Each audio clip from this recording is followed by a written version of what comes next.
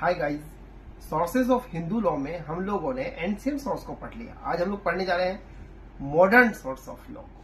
Modern source of law के तीन essential हैं। फर्स्ट है equity, justice and good conscience, second है प्रेसिडेंस और थर्ड है लेजिस्लेशन, जो अपने आप में बहुत ही महत्वपूर्ण है। इसका जो फर्स्ट है equity, justice and good conscience, ये तब आती है बात जब when there is no law on a disputed point.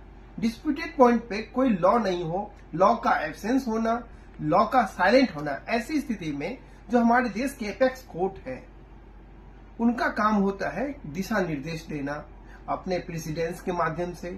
जहां एब्सेंस ऑफ लॉ हो, लॉ रिटेन फॉर्मेट में अवेलेबल नहीं हो, यह दायित्व हमारे देश के एपेक्स कोर्ट की हो जाती है कि कोर्ट जब भी कोर्ट के सामने ऐसा कोई बिंदु आए तो कोर्ट वहां पे जजमेंट डिलीवर करेगी on the basis of equity, on the basis of justice, on the basis of good conscience.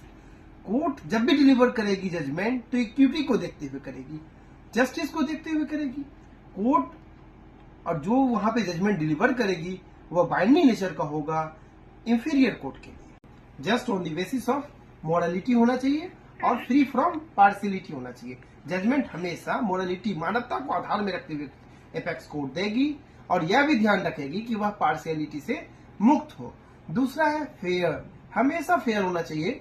Both the parties को इक्वल अपॉर्चुनिटी कोर्ट को देना चाहिए कि वह अपना पक्ष को स्पष्ट और क्लियर रूप से कोर्ट के सामने रख सके और दोनों पार्टी को कोर्ट सुनने के बाद जहां एब्सेंस ऑफ लॉ है, ध्यान रखना चाहिए, हम बात कर रहे हैं फॉर्मेट में अवेलेबल नहीं है, फिर कोर्ट जो है इस चीज को ध्यान में रखते हुए इक्विटी, जस्टिस और गुड कंसेंस को जजमेंट डिलीवर करेगी, जो जस्ट भी होना चाहिए, फेयर भी होना चाहिए और रीजनेबल होना चाहिए। सेकेंड इसेंशियल है प्रेसिडेंस।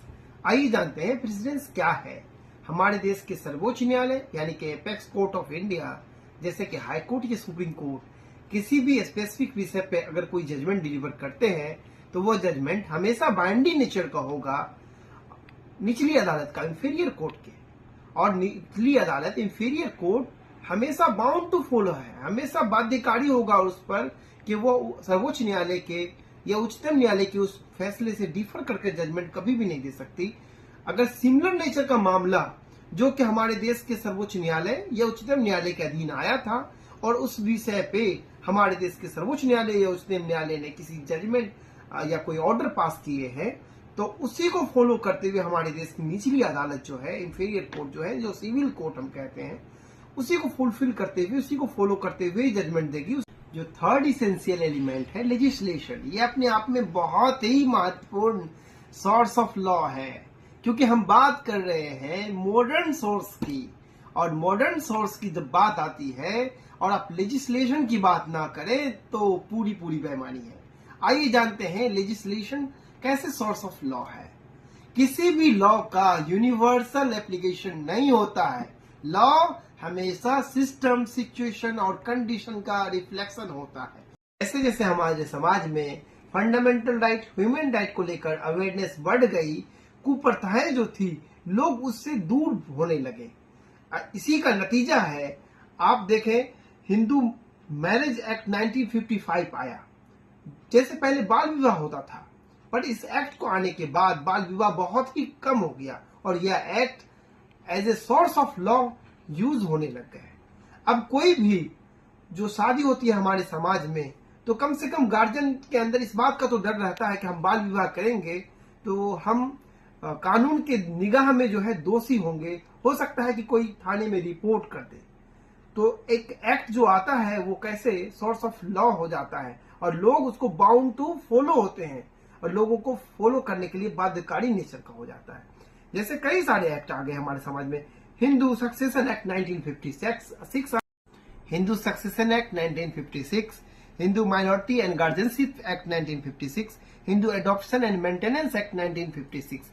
ये सारे एक्ट हमारे देश के लेजिस्लेशन ने फ्रेम किए, जो समाज में फंडामेंटल राइट को, ह्यूमन राइट को देखते हुए बनाए गए और हिंदू धर्म की जो इथिक्स है उसको देखते हुए बनाए हमारे देश के लेजिस्लेशन ने, जो अब as a source of law use होते हैं और ये सभी के लिए बाध्यकारी नेचर का है।